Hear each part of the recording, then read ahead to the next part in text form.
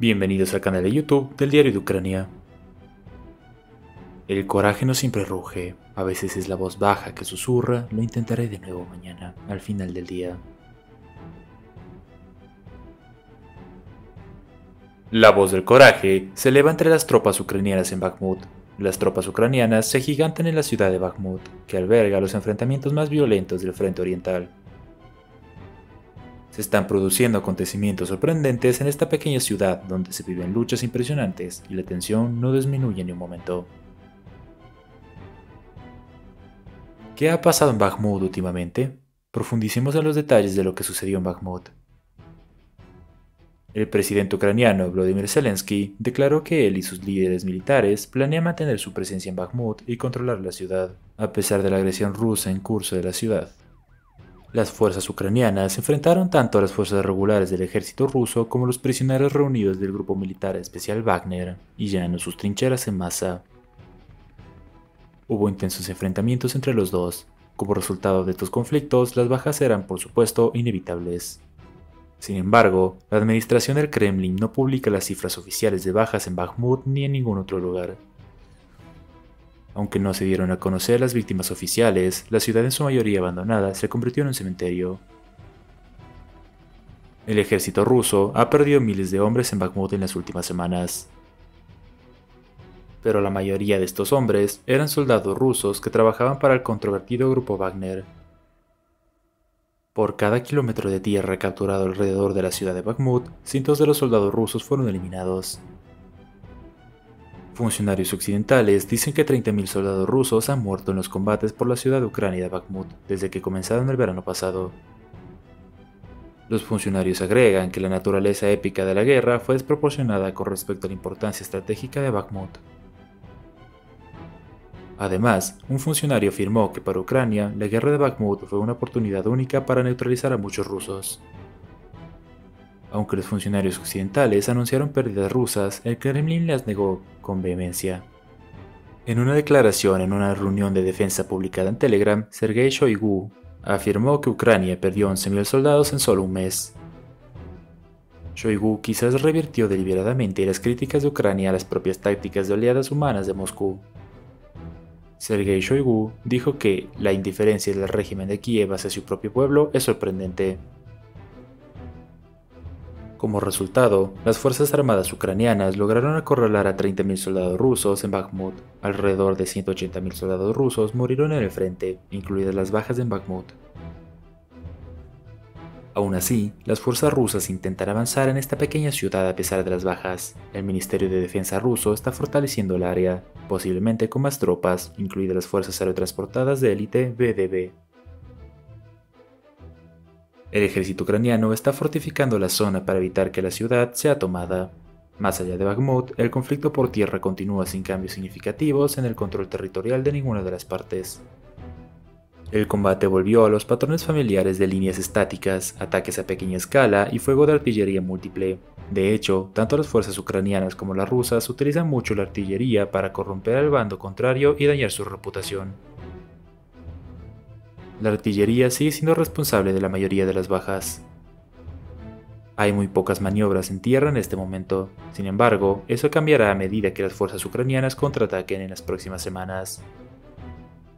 Estados Unidos y Occidente están aumentando su apoyo a Ucrania para que el contraataque sea lo más exitoso posible.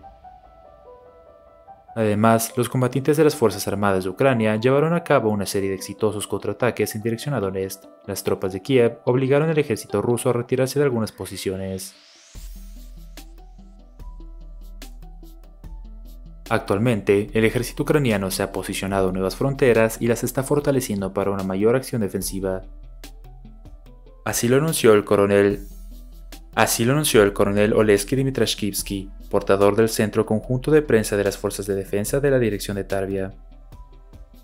Se afirmó que el ejército ruso intentó atacar nuevamente los asentamientos detenidos de Avdiivka, Marinka y Karlivka el otro día. Los ataques rusos fueron frustrados por la artillería ucraniana. Con fuego de artillería efectivo, las fuerzas rusas sufrieron pérdidas significativas. Las fuerzas rusas tuvieron que retirarse como resultado de sus pérdidas. Por otro lado, también se dieron estadísticas de que los Rishis lanzaron 30 ataques. 10 de los cuales fueron en horas de la noche, en las últimas 24 horas sin resultados. Solo uno de estos ataques fue reforzado por tanques de 2 unidades. Usar 2 tanques para un solo ataque de 30 ataques es bastante significativo. Este es el ejemplo más concreto de las recientes pérdidas de tanques rusos. Para comprender mejor las pérdidas de tanques rusos, es útil recordar los puntos de ruptura en Avdiivka. Como se sabe, Rusia centró sus esfuerzos en asediar Avdiivka, localidad del este de Ucrania. Avdiivka, a unos 136 kilómetros al sur de Bakhmut, se convirtió en el foco de las fuerzas rusas. Las ganancias de las tropas rusas en la región fueron limitadas y el progreso fue lento y costoso. El ejército de Vladimir Putin solo logró avances marginales en la ofensiva de la provincia de Donetsk, a expensas de grandes pérdidas de vehículos blindados. El liderazgo militar ruso ha desplegado algunos elementos del grupo Wagner de mercenarios privados respaldados por el Kremlin en esta área, para reforzar su último avance limitado en la ciudad. El 10º regimiento de tanques probablemente perdió la mayoría de sus tanques mientras intentaba rodear Avdiivka desde el sur. Las pérdidas del 10º regimiento de tanques probablemente se deban a ataques frontales tácticamente defectuosos, similares a los de otros ataques blindados rusos recientemente fallidos, como alrededor de la ciudad de Vuhledar. La infantería mecanizada junto con los tanques forma el núcleo de las unidades blindadas. La efectividad de combate de las unidades de tanques que no cuentan con el apoyo de infantería mecanizada disminuye, las pérdidas de tanques aumentan. Porque aunque el tanque es muy fuerte, es un vehículo que también tiene debilidades. La infantería mecanizada protege los lados débiles de los tanques, vigila sus flancos y la retaguardia, destruye los cañones antitanques y los cazacarros, en lugares que restringen la vista y el movimiento de los tanques. Como en áreas densamente boscosas, las unidades de infantería mecanizada brindan a los tanques protección cercana y conocimiento de la situación. Si la infantería no cumple con estos deberes, se considera tácticamente defectuosa. Como resultado de este defecto, se producen problemas graves como la pérdida de un tanque. Así es como podemos resumir el problema general en el ejército ruso. Después de las pérdidas de tanques en Avdiivka y Bilohorivka, cerca del Oblast de Donetsk, es otra región donde el ejército ruso sufrió pérdidas de tanques. Un video de 31 segundos publicado en las redes sociales capturó el momento en que un vehículo de combate de infantería ruso, BMP-1, fue atacado por un misil guiado antitanque cerca de la aldea de Bilohorivka. La 10ª Brigada de Asalto de Montaña de Ucrania neutralizó el IFB. Mientras avanzaba sobre el terreno abierto, el BMP-1 ruso parecía haberse detenido sin ningún tipo de cobertura cuando el ATGM lo golpeó. Una explosión envolvió al IFB, que quedó en el campo como un casco en llamas. No hubo sobrevivientes del vehículo. En resumen, las fuerzas ucranianas continúan cazando a tanto los soldados rusos como los tanques rusos en tierra con operaciones ofensivas exitosas. Las unidades de artillería y misiles ucranianas están destruyendo el cuartel general ruso e importantes líneas de suministro. Se utiliza con frecuencia en el frente con misiles antitanque ucranianos. 21.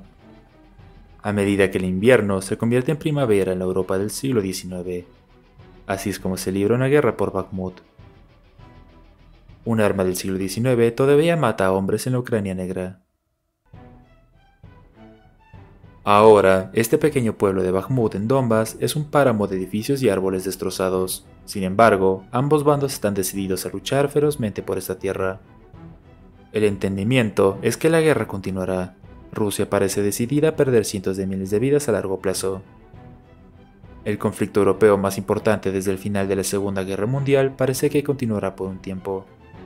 No olvides suscribirte a nuestro canal y activar las notificaciones para recibir información sobre nuevos videos. Nuestros contenidos son preparados cuidadosamente por nuestro equipo de expertos.